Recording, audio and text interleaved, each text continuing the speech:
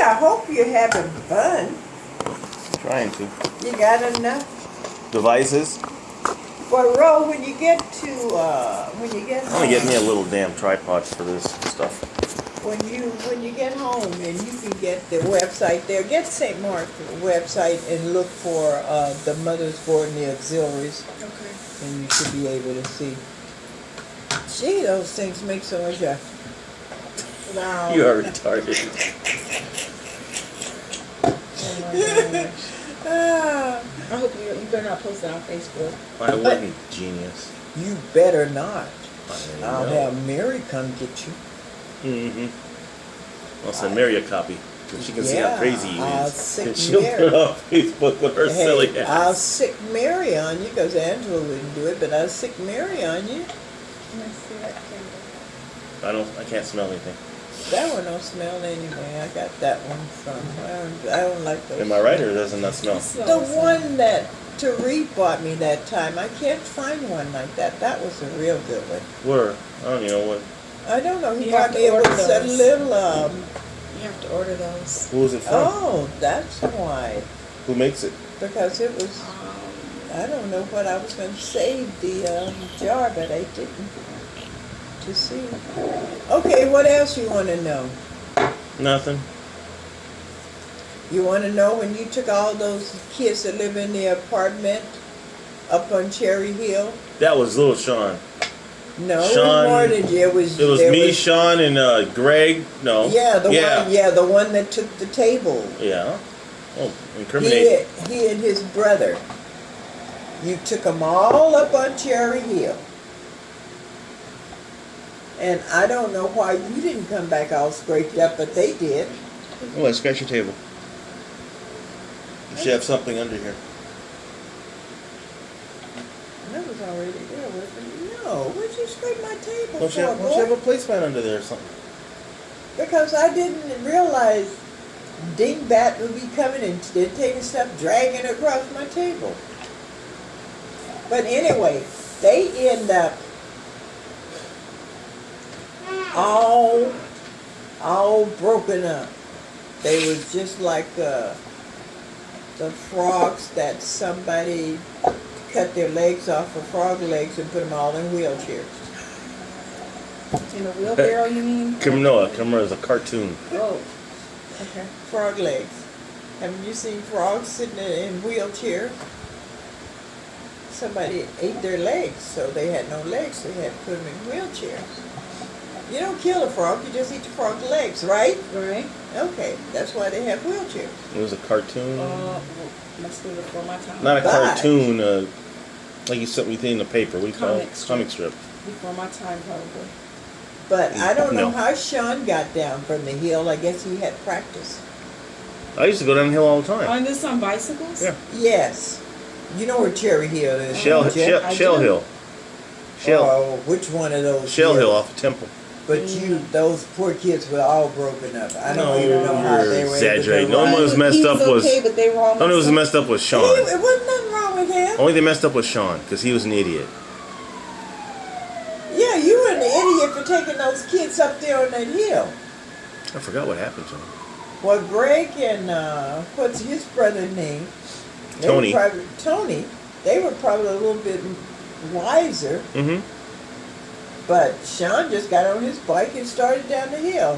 They lived there in the front apartments upstairs there. He lived right What are you here. staring at me for? He go cripple a kid up that lived right next We door. did not to him. cripple him up. He's such an exaggerator. He looked so pitiful. He came out, what happened, Sean? Why, Sean took us up on that bed down here. And you drove down and, yeah, part of the way he fell, the rest of it.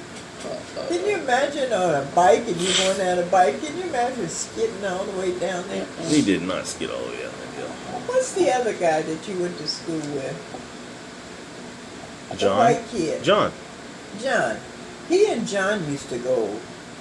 They'd be gone all day on their bikes. Yeah.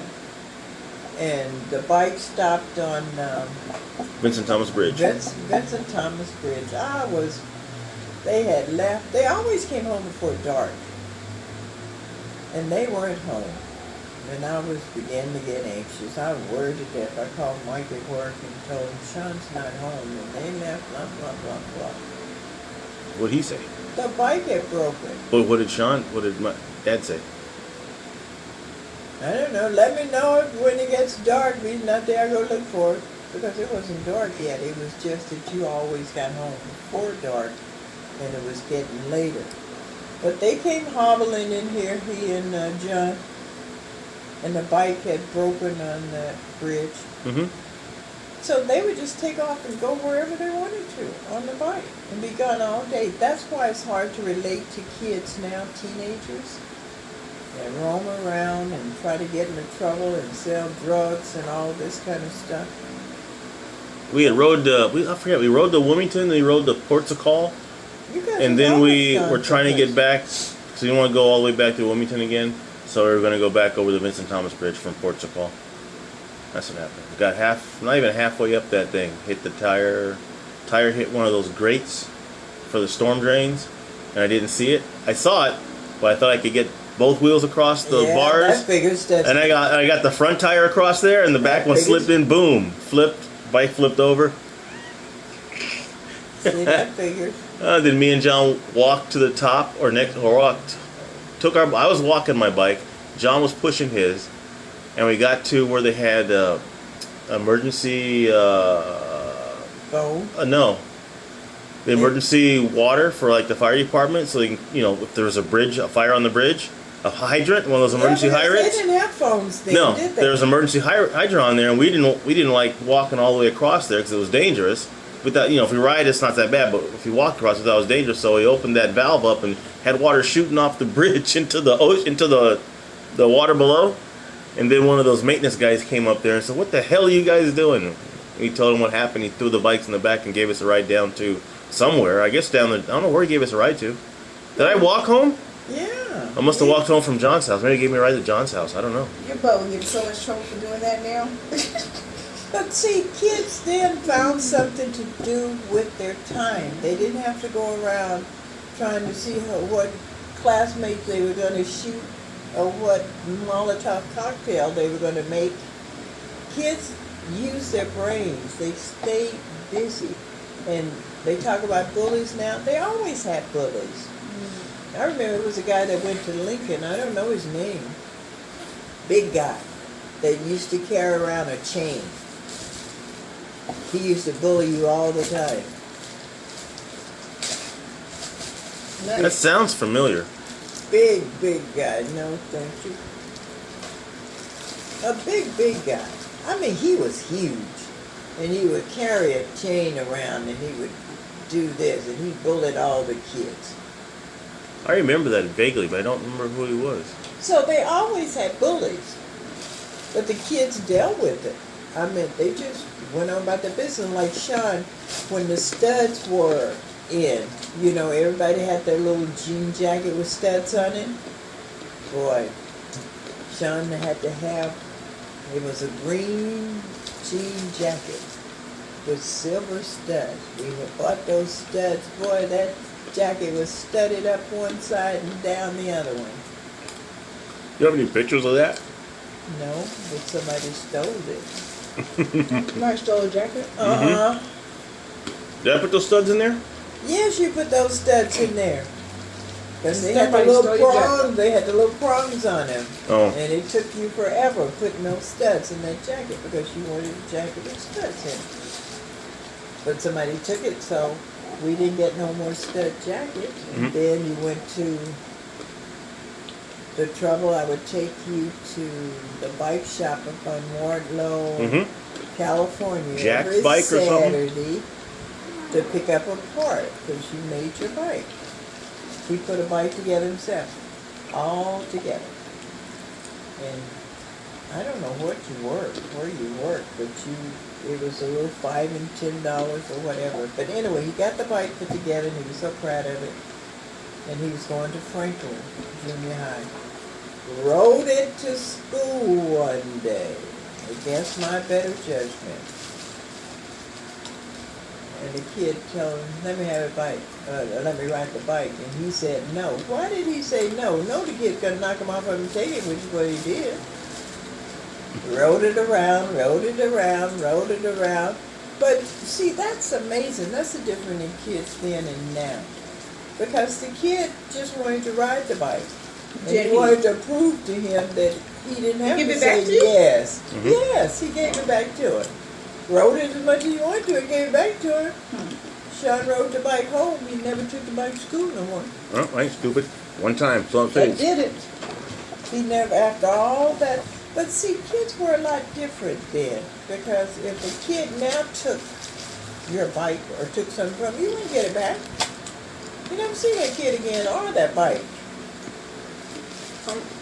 So kids were different. And it's not just, kids relate to things a little bit different than what they used to.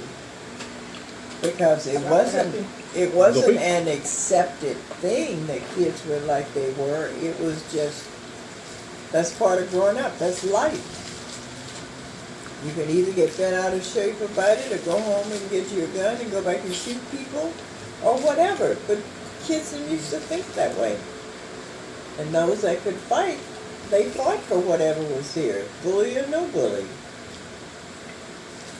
And I told you about the time Sean, the teacher sent me a note and said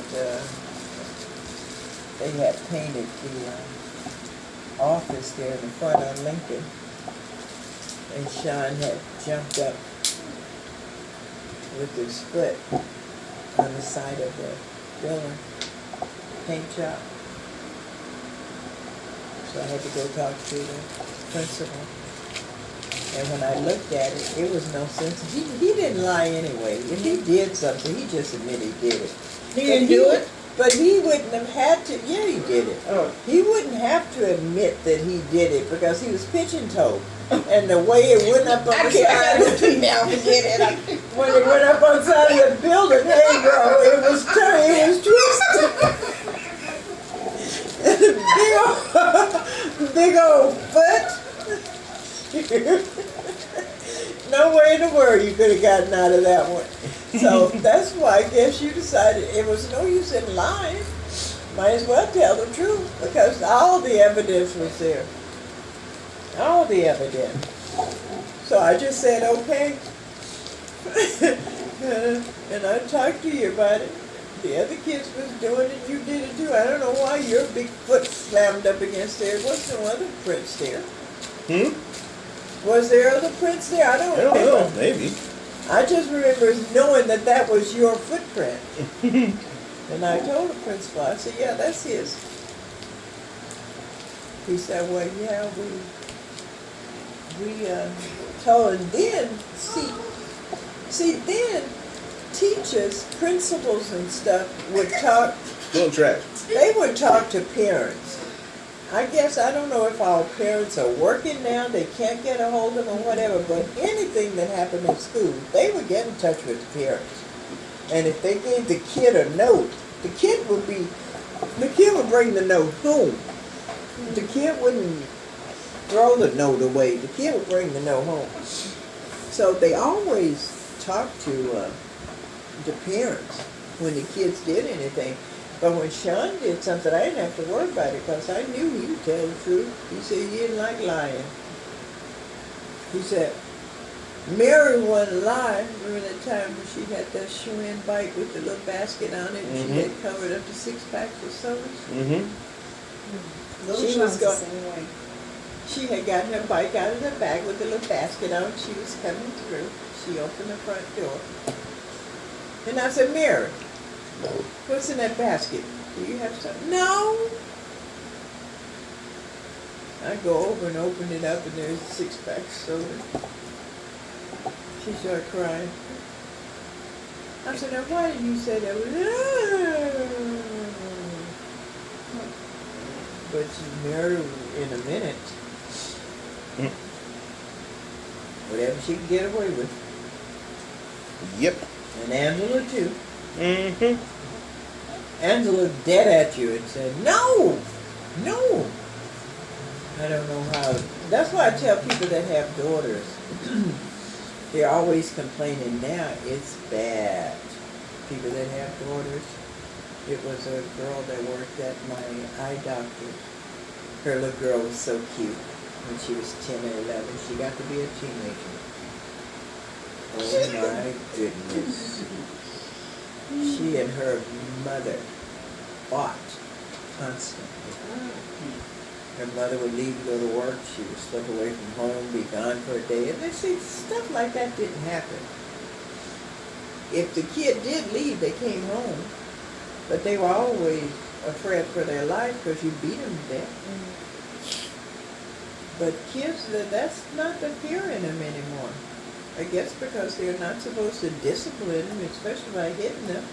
So kids just take advantage. But I tell them, I said, girls are really difficult for mothers because you already know what they're going to do before they do it, and they think they're smarter than you. They think what they're doing is the first time in the whole world has been doing. They've done. They don't know that life is a vicious circle. It repeats itself. Mm-hmm. But they don't know that. But you still have to be patient with them. They have to learn. They have to live.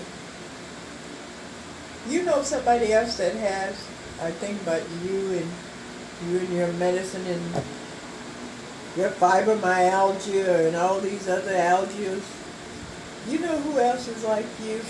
That's young and have those type problems too, but not that young. It's Sandy. I asked Evelyn last week, I said, have you heard from Sandy? She said, well, her back was out and she couldn't walk. I said, oh my goodness. I said, when my back goes out, I bend over and I keep moving like Daddy used to do. Daddy used to walk twisted. That's where we got a back problem from my dad. Because he had it really, really bad, plus he worked for the railroad. But I don't ever remember Daddy stopping because of his back. He would get up and go to work and he'd be all twisted over like that, with his overalls and his jacket on. And we lived so close to town, he didn't drive to the railroad office because it was just down the street. And he would walk, even when his back was hurting, he was all twisted. Now, We could see him coming down the street. Here comes Daddy with his lunch bucket, those metal ones, with the handle on it. He'd be all twisted, but he never did. I don't ever remember Daddy not going to work because of his back or anything wrong with him. He went one way or another. And when his back was out, he rode the motor car. And he didn't do any labor as far as tracks or anything like that when his back was out. He just rode, or he drove the motor car. Drive the others, they jump off and do the work, and he'd go drop more off. And that's what he did, but he never stayed home. I don't ever remember Daddy staying home from being sick. Didn't matter what was wrong, because Mother used to say, well, why aren't you, hey man, you gotta go to work. Yeah. They said, you know, he had that little lunch pail and they overalls and he was going down the driveway. Got all the kids. Probably said, I better go for Mom. And not only that, he got all the kids to take care of work. So which side of the family has scoliosis? Because, you know, little Sean has it. Is that We all have it. So, okay, but is that on just your side of the family or is it on Mike's side too? Well, white people have it. That's something sort of automatic with them, but not with black people. We have it, the curvature of the spine. But Dr. Davis told Evelyn, she told me, she told Angela that we had it, but it wasn't bad enough that we would have to take anything. Right. That's the She said the Caucasian women would have to take something, but you didn't see too many black women all twisted over. You know, you see these white women like this. So you didn't see that in black women. But we all have it, and when you get a certain age, you get it too. It's sort of your your spine sort of curves a little bit. But it's nothing, it wasn't anything drastic. Because Daddy always walked upright except for when he had back problems.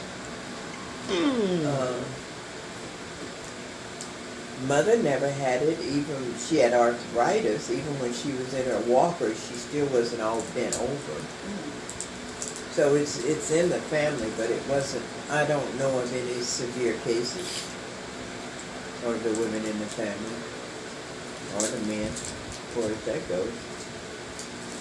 Like my brothers didn't live long enough for them to have anything. Bill had 5 lives. How many lives a cat have? They said 9. 9? Mm-hmm. Well, Bill had about 9 before he finally died. Because he would argue with people.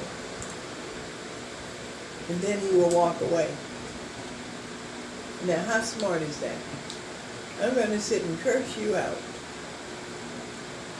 Threaten to fight you. And then turn my back and walk away. That's what he did, and he was shot in the back. So he lived through that. He always was working on cars. Car fell on him, broke all his ribs. He lived through that. He and his cousin James Earl used to wait till all the car dealership places were closed. And you know how they have the chain around the cars? They would wait till the place was closed, and they'd go in and get what car they wanted and drove it off. And head for Odessa. That's where my oldest brother owned the service station. He would see them coming. And he'd go, no. You're not leaving those cars here. Get them out of here. Because he knew they had stolen. They did that. For I don't know how long. I don't ever remember Bill going to jail for it or James Earl either. So, when he did die, he didn't die from anything like crazy he was doing. Isn't that something? People can do such crazy things, and the Bible does say in the sense that if you live by the sword, you will die by the sword. So what that means is whatever you're doing, that's the way you're going to die. So I just thank God that, as Billy said, Joe's son, my son, stop speeding and racing, because you should be out of here too. You should be out of here too, but it's all by the mercy and grace of God. So that's why I'm a firm believer. I am a firm believer that if it's not your time, you are not going anyplace. You can do all the protection and all the whatever padding around yourself you want to. If it's not time for you to go, you're not going. And some people even suffer, but they're still not going. You don't go until your number is up. When your appointment comes for you to go, I don't care what you do, how you do it, how you try to hold on, you're going. And if it's not, because it's just been too many weird things happen if you look at it as far as weird. Why one person lived and the other one died. That's what's strange this morning with that police officer in Harbor City.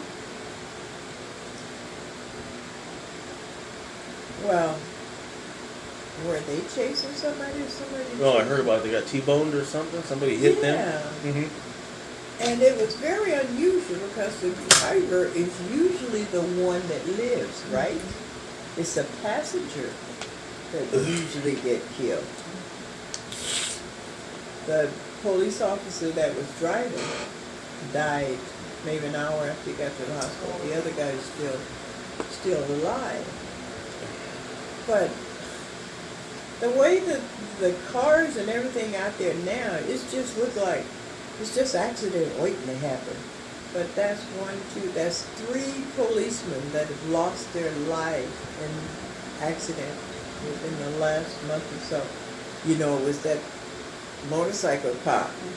That woman hit him from the back. They said she was high on cocaine or something. And then it was the other little one that was up in Beverly Hills, and this big old tow truck or whatever that thing was, cement truck, flattened him, killed him, leave the woman that was with him was alive, and now this one last night in Harvest. And then not too long ago, I don't know if you would classify it the same. Remember those two fire trucks that collided and went into that restaurant? Yes. This man's leg ended up getting amputated. It's like you don't hear about that too often, but two fire trucks colliding. You don't hear about official same things like that happening. Even people that won't pull over for fire trucks and paramedics. It's still not that many accidents that probably it should be. And this funeral procession, funeral escort, one of those motorcycle guys was nailed this week. I'm surprised that doesn't happen more often now, because people just I'm don't have no telling you, regard for them. Just because People don't even see they you. don't have regard for the cops, much less a funeral escort. It's just ridiculous. People don't even see you. They don't even see the other person. And a lot of times, you complain about people pulling out in front of you. A lot of times they don't even see you. Their mind is someplace else. And like as much as they talk about texting and driving, people are still doing it because it's like, it's not going to happen to me. I can do it, and everything gonna be okay. Right. And that's how a lot of those, because you can take it's dangerous. You can take your eye off the road for a second, and as you get older, your reflexes and attention span and everything is so much shorter. Well, that accident in Buena Park where they ran into a Farrell's ice cream just a week or two ago? A week. An older guy and his wife backed into, they were supposed to be going forward, it was a family thing, and they were leaving, and they thought they had it in drive, and they had it in park, and backed into I can see it. I can believe it. All the way around. They thought they had it in reverse. Yeah. And Okay, because drive, the way they and were went parked was, forward. yeah. I And can ran believe over it. somebody on it that was just sitting outside. That is so sad. I can believe it. Just like when I was working, I used to. That was where Evelyn became disabled, and you would always hear about older people hanging off a parking structure from the third floor or whatever, and then some of them just going all the way down. So one evening I was telling Evelyn, I said, I can relate. And she said, what? I said, with these old people flying off these parking structures. I said, because when you get in your